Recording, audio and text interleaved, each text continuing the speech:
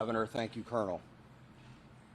It is a true pleasure to stand here this morning and talk to all of you about bringing this manhunt to a successful conclusion and without getting anyone else hurt, most importantly.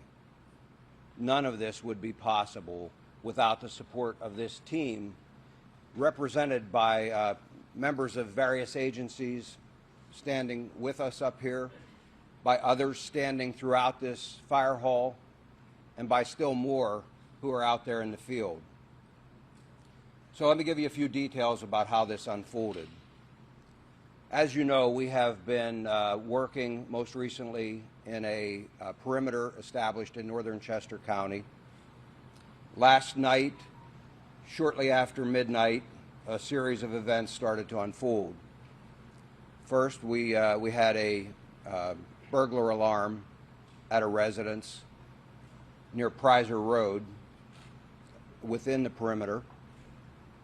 Our people investigated that, did not find Cavalcante there or anyone else, but it started to bring some of our people into that area. We had been searching an area not far from there already with some tactical teams that night. There was an aircraft overhead utilizing FLIR technology, and close to 1 a.m. picked up a heat signal that they began to track. It was west of PA 100 and north of Prizer Road. Tactical teams began to converge on that location where the heat source was moving. Unfortunately, we had a weather system that also came in, and we had lightning that was flashing all around, and it caused the aircraft to have to depart the area.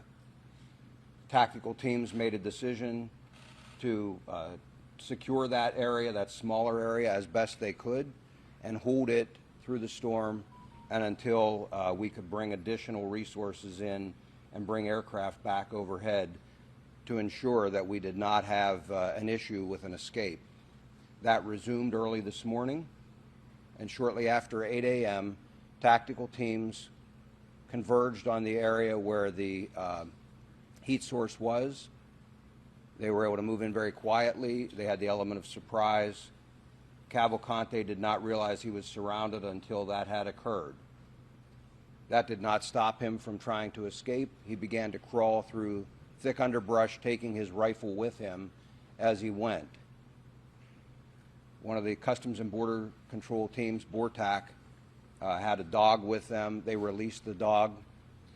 Some of our PSP CERT members were also there, had him surrounded. The dog subdued him, and team members from both of those teams immediately moved in. He continued to resist, but was forcibly taken into custody. No one was injured as a result of that. Excuse me. He did sustain a minor bite wound. We had medical personnel at the scene, and they took a look at that. Cavalcante was, as I said, taken into custody. He was transported to our Avondale station for further processing and interview, and he will ultimately be transferred to a state correctional institute where he will be housed and begin to serve his life sentence. In just a few minutes, I'll open this up to some questions, but before I do that, I want to turn this over to one of our very close partners, District Attorney Deb Ryan. I know she would like to say a few words, and again, then we'll be happy to take your questions following that.